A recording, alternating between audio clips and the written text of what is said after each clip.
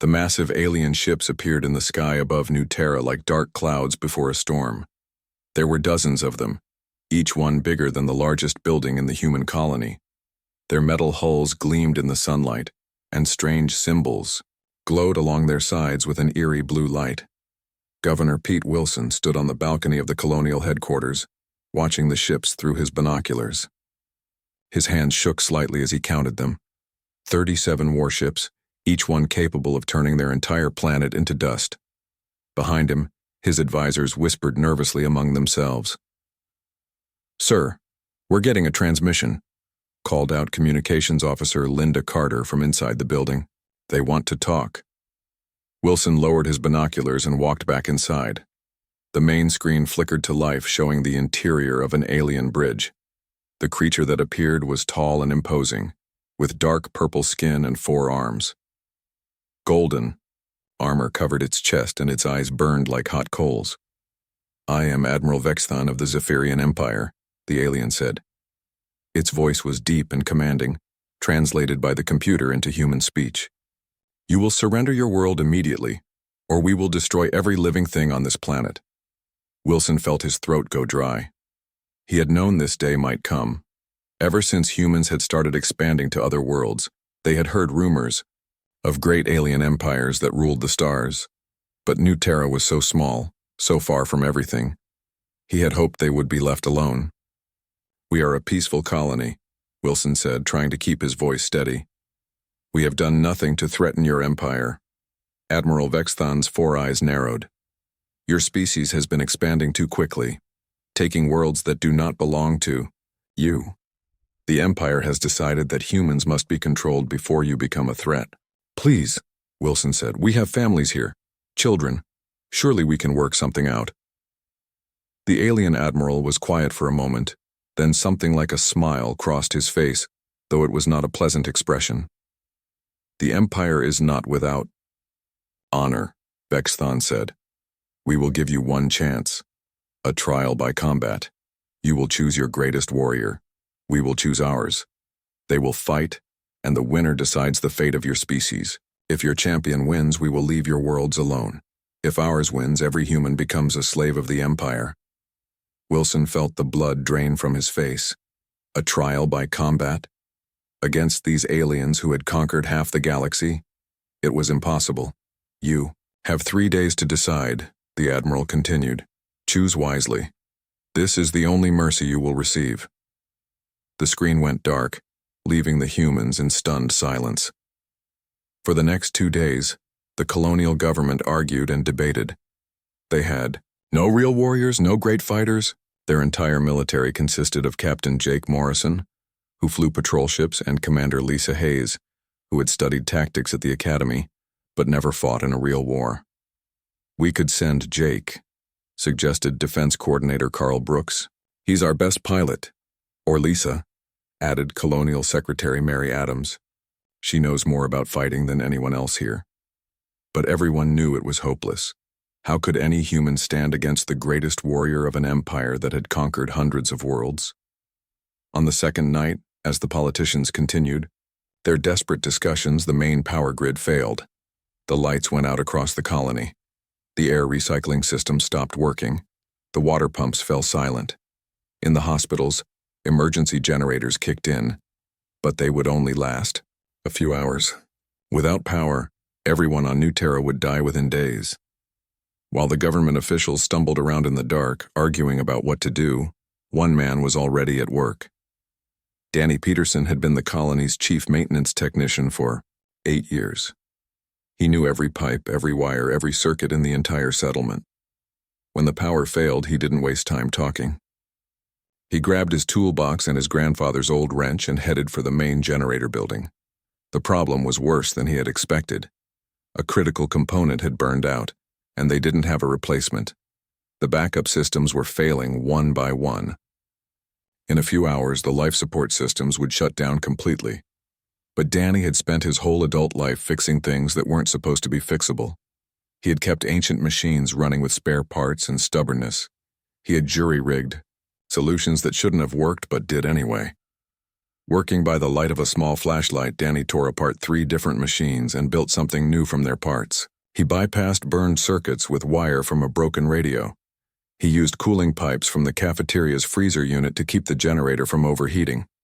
When he ran out of proper tools, he used his grandfather's wrench to beat stubborn components into submission. It took him 14 hours of non-stop work, but finally, the lights came back on. The air started flowing again. The water pumps resumed their steady rhythm. New Terra was saved. When Danny finally emerged from the generator building, covered in grease and exhausted, he found a crowd waiting for him. Governor Wilson was there, along with most of the Colonial Council. "Danny," Wilson said, "you saved us all." Again. Danny just shrugged. "It's my job," he said simply. Someone in the crowd laughed nervously. "Maybe we should send Danny to fight. Their warrior.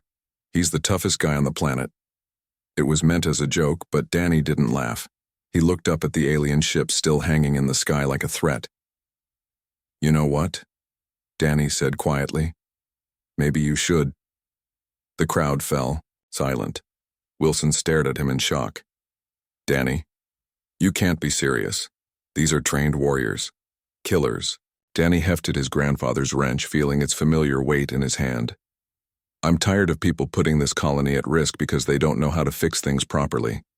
Maybe it's time someone who actually knows how to solve problems had a crack at it." He looked around at the faces of his neighbors, his friends, people he had kept safe for 8 years by making sure their world kept running. "Besides," Danny added with a slight smile, "I've got a really good wrench." Nobody laughed this time, because somehow, impossibly, they were starting to think he might actually mean it. The transport ship that came to collect Danny was unlike anything he had ever seen. It was sleek and beautiful, made of some kind of metal that seemed to shift colors in the light. The pilot was a small, gray-skinned alien who spoke in clicks and whistles that the computer translated. "You are the human champion?" the pilot asked, looking Danny up and down with large black eyes. "Are you certain? You seem very ordinary." Danny adjusted his toolbox strap and patted the wrench hanging from his belt. "I'm certain," he said. The journey to the neutral space station took 2 days. Danny spent most of the time studying the technical manuals for the station systems that the pilot had given him. While other passengers might have used the time to train with weapons or meditate on the coming battle, Danny wanted to understand how everything worked. The space station was enormous, bigger than the entire New Terra colony. It had been built by a race called the Mediators, who specialized in hosting diplomatic meetings and trial combats between different species. The station rotated slowly, creating artificial gravity, and was powered by 3 massive fusion reactors. When Danny's transport docked, he was met by a small crowd of beings from different worlds. There were tall, thin creatures with blue skin, short, furry beings with 6 arms, and others that Danny couldn't even begin to describe. They were all here to watch the combat, but it was the other human that surprised him most. "Danny Peterson?"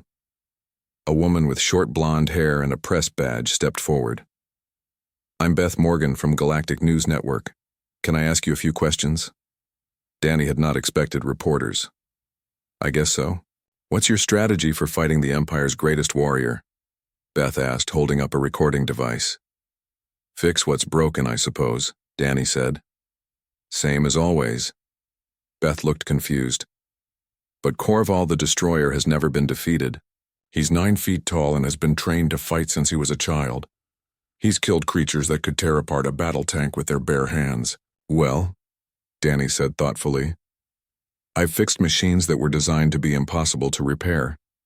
Everything has weak points if you know where to look." The interview was interrupted by a deep, rumbling sound that seemed to come from the walls themselves. The other beings in the docking bay suddenly became very quiet.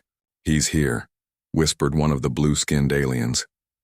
The transport ship that docked next to Danny's was black as space, covered in sharp edges and weapon ports. When the airlock opened, steam poured out like fog.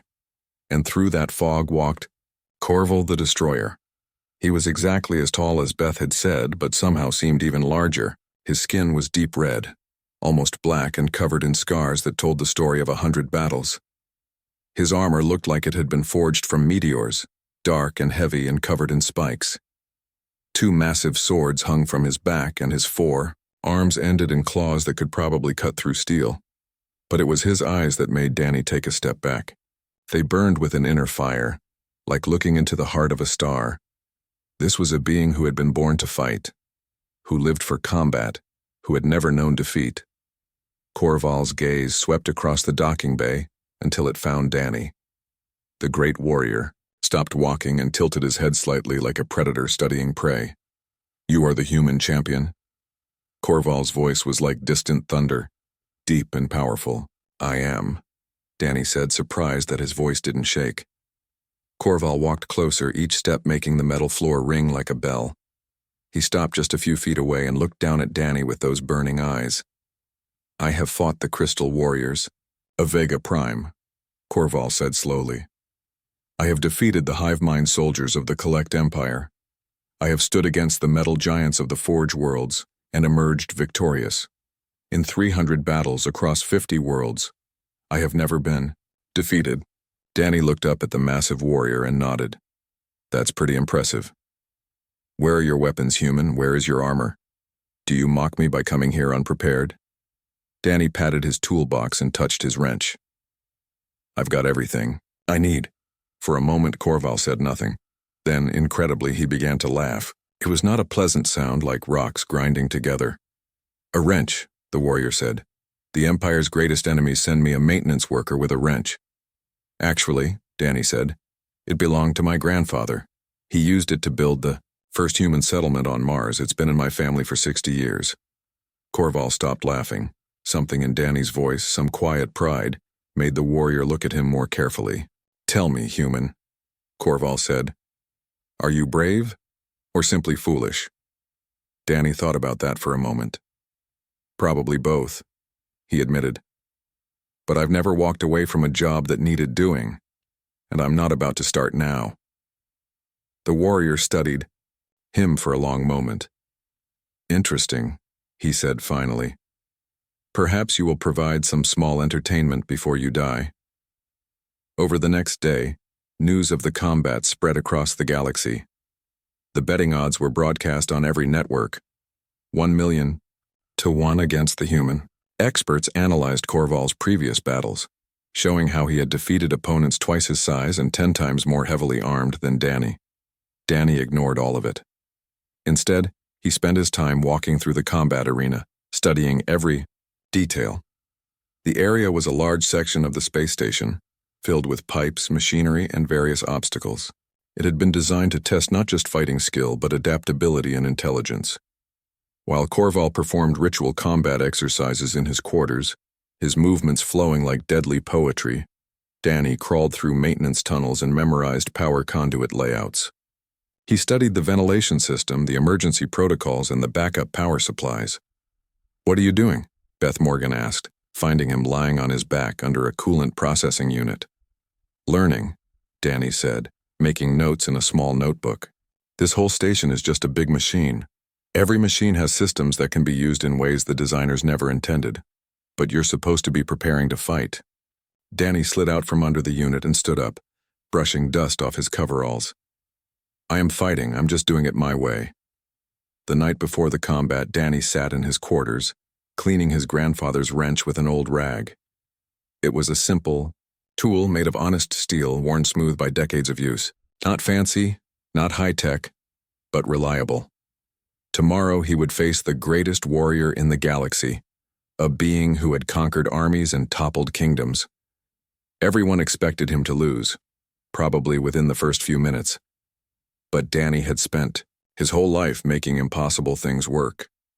He had kept a colony alive with spare parts and determination. He had fixed machines that everyone else said were beyond repair. Maybe it was time to see if he could fix this problem too. He set the wrench aside and tried to get some sleep. Tomorrow would be the hardest job of his life. The combat arena buzzed with activity as thousands of beings from across the galaxy filled the viewing platforms. Representatives from the Zephyrian Empire sat in places of honor, their purple skin gleaming under the bright lights. human colonists from nearby worlds had come to watch their species' fate being decided. Even the neutral mediators seemed excited, their tentacles writhing with anticipation. Danny stood at one entrance to the arena, his toolbox slung over his shoulder and his grandfather's wrench hanging from his belt. He wore his usual work coveralls, now clean but still showing the stains and patches that came from years of fixing broken things. At the opposite entrance, Korval the Destroyer waited in his black armor. The warrior had painted ritual symbols on his face in red and gold, marking this as a battle to the death. His forearms moved in slow, practiced patterns as he performed final stretching exercises. The two massive swords on his back caught the light like dark mirrors. "Ladies, gentlemen, and beings of all species," announced the mediator referee, its translated voice echoing through the arena. "The rules are simple. Combat continues until one participant yields or dies. Any weapons or tactics are permitted. The arena contains various obstacles and machinery that may be used by either combatant." Danny looked around the fighting area one more time. It was roughly the size of a football field, filled with metal platforms, pipes, machinery, and walkways at different levels. Industrial equipment hummed and buzzed throughout the space. To most people, it looked like a confusing maze of obstacles. To Danny, it looked like the world's largest toolbox. "Combatants, take your positions," the referee called. Danny walked to his starting point, a small platform near the center of the arena. Korval moved to his position with the fluid grace of a predator. Even standing still, the warrior radiated deadly power. "Begin!" the referee shouted. Korval exploded into motion. He covered the distance between them in 3 massive leaps, moving faster than anything that large should have been able to move. His first sword came down in a strike that would have split Danny in half, but Danny was already moving. He had spent the last day memorizing every detail of the arena, and he knew exactly where to go. He rolled to the left, behind a large coolant tank just as the sword crashed into the metal platform where he had been standing. The blade cut through the steel like paper. "Come out and face me, human," Korval roared. "Do not dishonor this combat with cowardice." Danny peeked around the tank and saw the warrior pulling his sword free from the platform. "I'm not being a coward," Danny called back. "I'm being smart." He sprinted toward a cluster of pipes that carried water to different parts of the station. Korval followed, his footsteps making the metal floor ring like thunder. The warrior was incredibly fast, but Danny had planned his route carefully. He knew exactly where he was going. As Korval rounded the pipes, swinging both swords in deadly arcs, Danny dropped to his knees and yanked on a maintenance valve he had noticed the day before. Instantly, a jet of high-pressure water shot out, catching the warrior full in the chest and knocking him backward. The crowd gasped. In the viewing area, Admiral Vexthan leaned forward, his 4 eyes narrowing. This was not how combats usually went. "Clever," Korval admitted, getting back to his feet. Water dripped from his armor, but he seemed more amused than angry. "But tricks will only delay your death." This time, when the warrior charged, Danny was ready for his speed. He grabbed his wrench and swung it at a control panel as he ran past. Sparks flew, and suddenly the lights in one section of the arena went out. In the darkness, Danny disappeared like a ghost. Korval stopped, listening carefully. He had fought in darker places than this, against enemies who tried to use shadows as weapons. But the human was different. Instead of attacking from the darkness, he seemed to be working. Strange sounds echoed through the arena. Mechanical humming, the hiss of pressure valves, the clank of metal on metal. It sounded like someone was fixing something. "What are you doing, human?" Korval called out. Danny's voice came from somewhere in the darkness. "What I always do. Making things work better." Suddenly, the floor beneath Korval's feet began to vibrate. The warrior looked down and realized he was standing on a metal grate. Below him, he could hear the sound of massive machinery coming to life. Danny had found the arena's waste processing system and figured out how to reverse it. Instead of sucking waste down through the grates, the system was now pushing air up through them with tremendous force. The blast of air was strong enough to lift Korval off his feet and send him tumbling across the arena. He landed hard against a wall, his armor clanging against the metal. In the viewing area, beings who had never seen anything like this were cheering and shouting. Beth Morgan spoke rapidly into her recording device, trying to describe what was happening to audiences across the galaxy. "The human is not fighting in any traditional sense," she reported. "He's turning the entire arena into a weapon. This is completely unprecedented." Korval picked himself up, and for the first time in 300 battles he felt something he had almost forgotten. Surprise. This small human with his simple tool was doing things the warrior had never imagined possible. "Impressive," Korval said loud enough for Danny to hear. "But you cannot hide from me forever." The warrior began to move more carefully now, testing each step before putting his full weight down. He listened for the sounds of machinery, watched for signs of traps. Danny had shown him that this arena was more dangerous than it appeared, but Korval was adapting. He was a warrior who had survived 3 centuries of combat by learning from every fight. He began to understand Danny's patterns, to predict where the human might strike next. When Danny tried to flood another section with coolant from a broken pipe, Korval was ready. He leaped over the spreading liquid and landed just a few feet from where Danny crouched beside a control panel. "Got you," the warrior said, raising his sword. Danny looked up at the massive blade about to fall and did the only thing he could think of. He swung his wrench as hard as he could at a large red button on the panel beside him. The button was labeled "Emergency Gravity Shutdown" in several languages. For a moment, nothing happened. Then, suddenly, both fighters began to float. The arena's artificial gravity had been turned off in their section. Korval, who had trained his entire life to fight with his feet firmly on the ground, found himself spinning helplessly in the air. His swords, designed for fighting in gravity, became clumsy and unwieldy in 0G. But Danny had grown up in space colonies. He had spent countless hours working in zero-gravity environments, fixing equipment on the outside of space stations and ships. Moving without gravity was as natural to him as walking. He pushed off from the control panel and flew across the open space, his wrench extended like a spear. Korval tried to block with his sword, but the weapon was too long and awkward to maneuver, effectively in zero gravity. Danny's wrench connected with the warrior's helmet with a solid clang that echoed through the arena. It was not a devastating blow, but it was the first time in the entire fight that Danny had actually hit his opponent.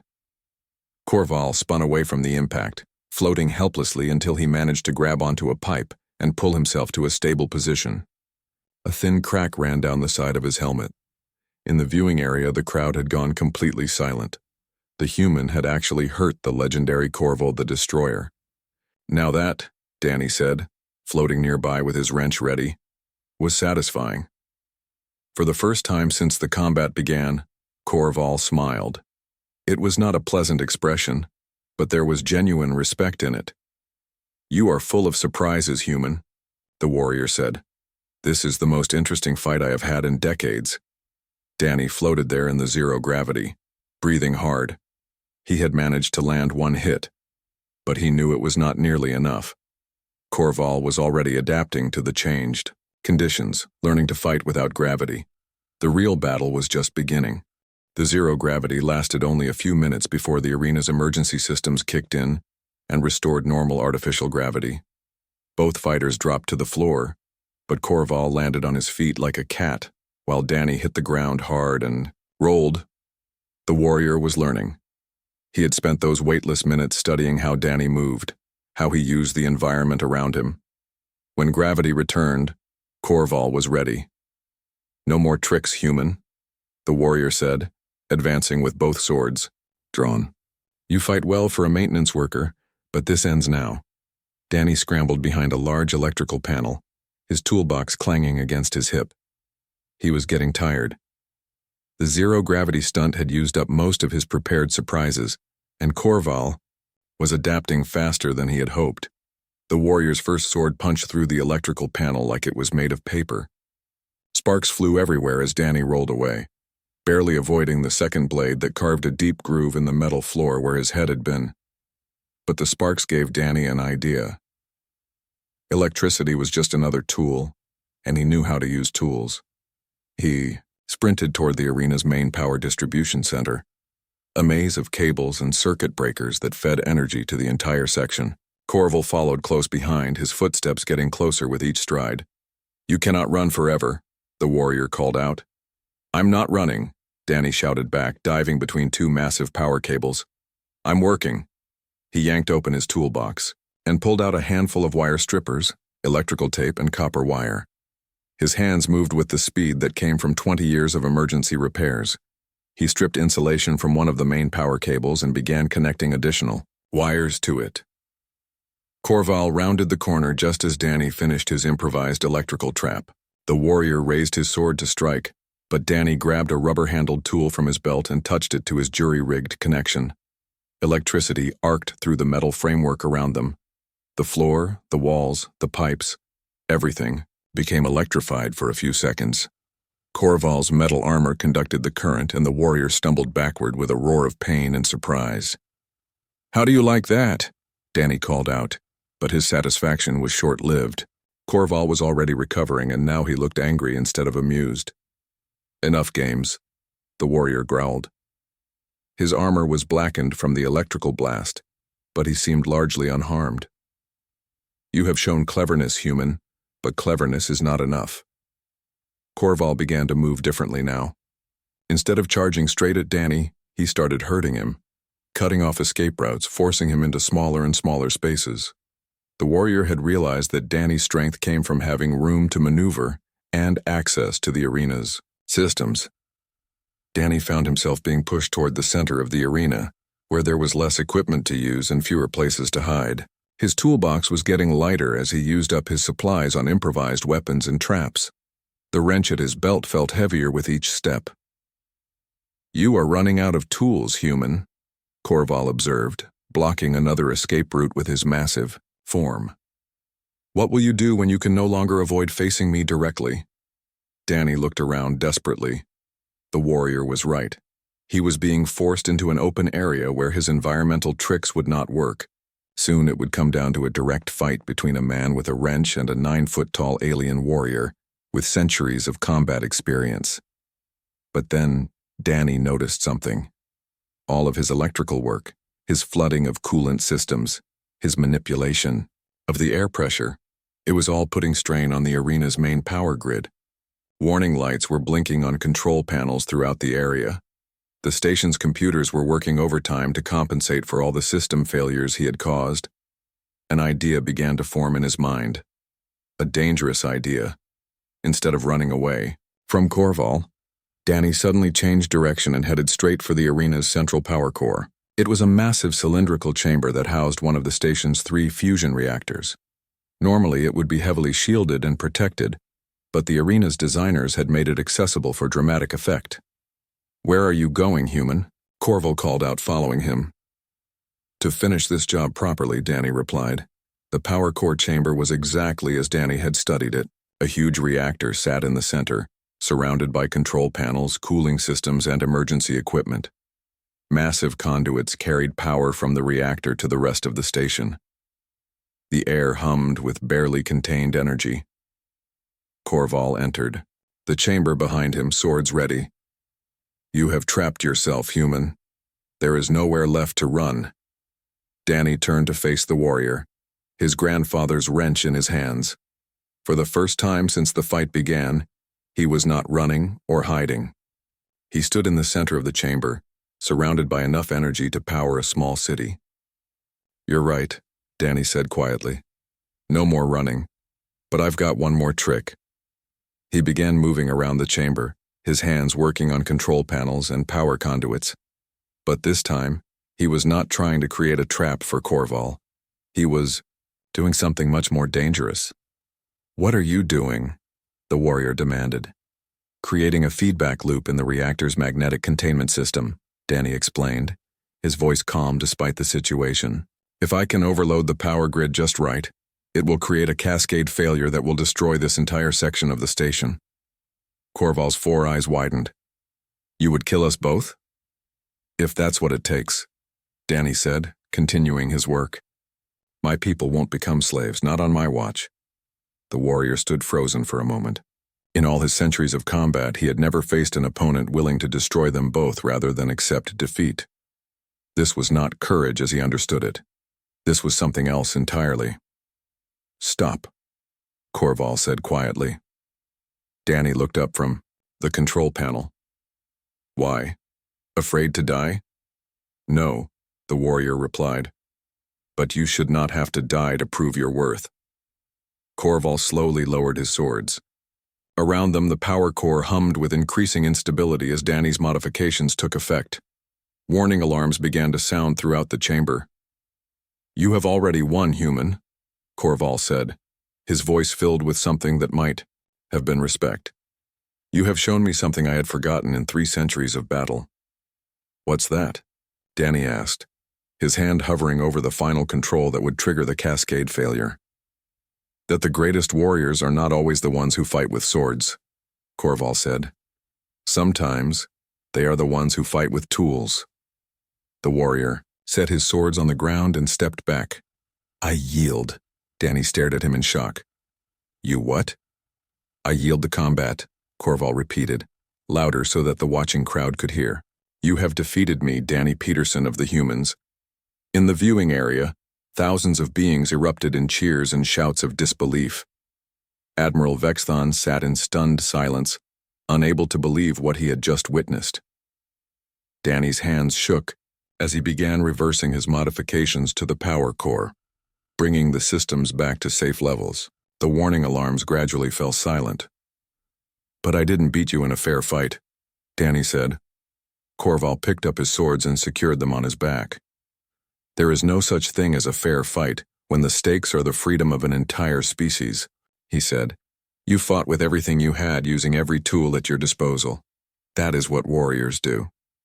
The great warrior walked over to Danny and placed one of his massive hands on the human's shoulder. "Besides," Corval added with something that might have been a smile, "anyone crazy enough to threaten to blow up a fusion reactor with a wrench has earned my respect." Danny looked down at his grandfather's old tool, then back up at the warrior who had just changed the fate of humanity. "So what happens now?" he asked. The arena fell silent as Danny and Corval walked out of the power core chamber together. Thousands of beings from across the galaxy stared in amazement at the impossible sight. The legendary warrior walking beside the human maintenance worker, like they were old friends. Admiral Vexathon rose from his seat in the viewing area, his forearms trembling with shock and rage. This was not how things were supposed to end. The Empire's greatest champion did not simply surrender to a human with a wrench. "This combat is invalid," the Admiral shouted, his voice carrying across the arena. "Corval, explain yourself." The great warrior stopped walking and looked up at his commander. When he spoke, his voice was calm but firm. "The combat was fair, Admiral. The human defeated me through superior strategy and courage. I have yielded according to the ancient laws of trial by combat." "You were not actually beaten," Vexthon protested. "You could have easily killed him." "Could I?" Corval asked quietly. "He was willing to destroy us both rather than accept defeat. He turned an entire space station into a weapon using nothing but basic tools and determination. Tell me, Admiral, in 300 battles have you ever faced an opponent like that?" Danny stepped forward, still holding his grandfather's wrench. "If I may say something," he said, his voice echoing through the arena's sound system. The alien. Admiral glared down at him with obvious hatred.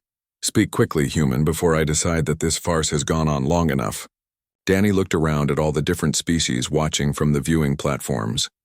Representatives from dozens of worlds, all waiting to see what would happen next. He thought about his home on New Terra, about all the people counting on him to save them from slavery. "I didn't come here to humiliate anyone," Danny said. "I came here because my people were threatened, and someone had to stand up for them. But I learned something today." He gestured toward Corval. "Your warrior is exactly as skilled and dangerous as everyone said, but he's also honorable. When he realized that I was willing to die rather than surrender, he chose to end the fight. That's not weakness, that's wisdom." Admiral Vexthon's face grew darker. "Wisdom? The Empire does not show mercy to inferior species, but maybe it should," said a new voice from the viewing area. Everyone turned to see who had spoken. It was Fleet Commander Zexelin, the Admiral's own second-in-command. She was younger than Vexthon, with lighter purple skin and only 2 arms, but her rank insignia marked her as a senior military officer. "Commander," Admiral Vexthon said dangerously, "you forget your place." "No, Admiral," Zexlin replied, standing up from her seat. "You forget the Empire's true strength. We have conquered 50 worlds not through cruelty but through recognizing value where others see weakness." She gestured toward Danny.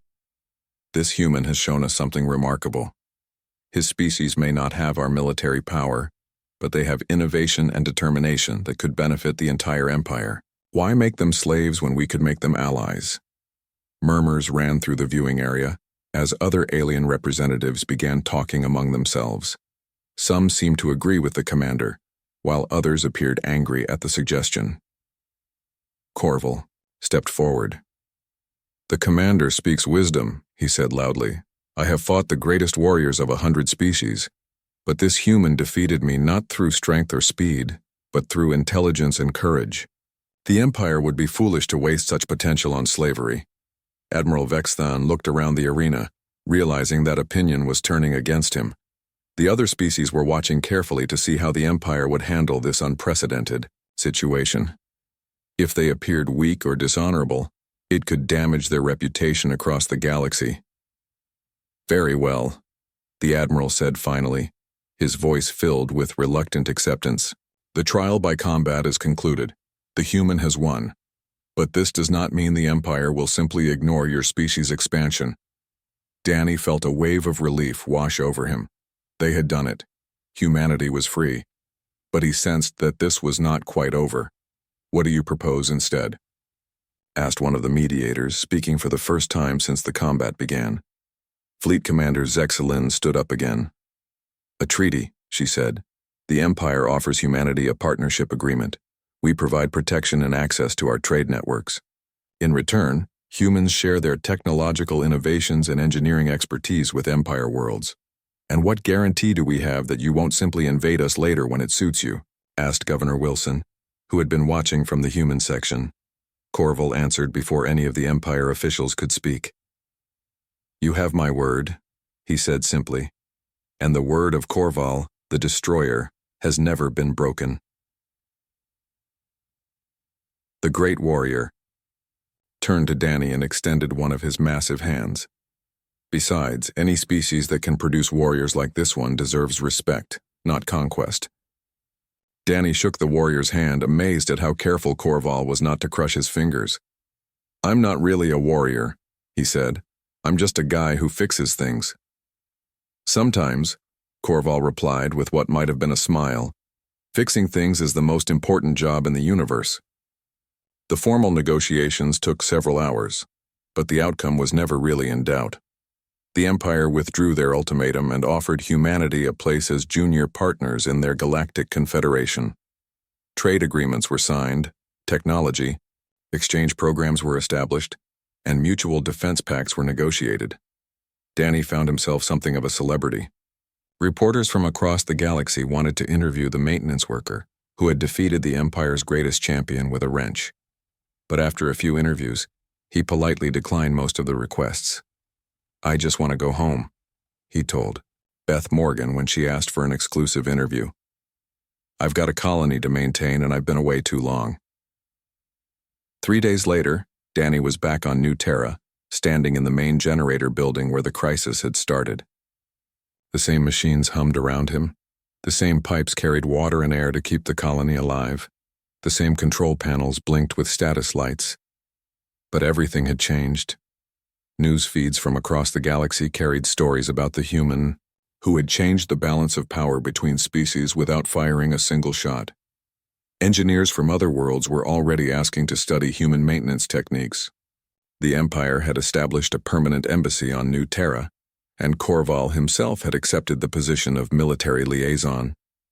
Danny's toolbox sat on his workbench, looking exactly the same as always. His grandfather's wrench hung from his belt, no different than it had been a week ago. But somehow they felt heavier now. They had become symbols of something larger than just fixing broken machines. A soft chime indicated that someone was at the generator building door. Danny looked up to see Corval standing in the entrance, having to duck slightly to fit through the doorway. "I hope I am not interrupting important work," the warrior said. "Just routine maintenance," Danny replied. "What can I do for you?" Corval looked around at the machinery with obvious interest. "I wanted to see where it all began," he said. "The place where a maintenance worker decided to save his species." "I was just doing my job," Danny said, feeling embarrassed by the attention. "Yes," Corval agreed, "and that is exactly why you won." The great warrior watched as Danny returned to his work, checking pressure readings and adjusting flow controls with practiced efficiency. After a few minutes, Corval spoke again. "Danny Peterson," he said formally, "I have a question for you." "What's that?" "The Empire is establishing an engineering academy on the capital world. We want to teach other species the problem-solving techniques that humans use so naturally. Would you consider serving as an instructor?" Danny paused in his work and looked up at the warrior. "You want me to teach aliens how to fix things?" "I want you to teach them how to think like humans," Corval corrected. "How to see solutions where others see only problems. How to turn any environment into an advantage." Danny considered the offer for a moment, then shook his head. "Thanks, but no. I belong here, keeping this place running." Corval nodded as if he had expected that answer. "I thought you might say that, but the offer remains open should you ever change your mind." The warrior turned to leave, then paused at the doorway. "Danny," he said, "in 3 centuries of combat, you are the only opponent who ever taught me something new. Thank you." After Corval left, Danny went back to his routine maintenance checks. Outside, he could hear the sounds of the colony going about its daily business. Children playing in the parks, farmers tending their crops, engineers working on new projects with alien partners. All of it was possible because one angry technician had refused to accept the impossible. Danny smiled and patted his grandfather's wrench. Some jobs were more important than others, but they all mattered. And as long as there were things that needed fixing, he would be ready with the right tool for the job.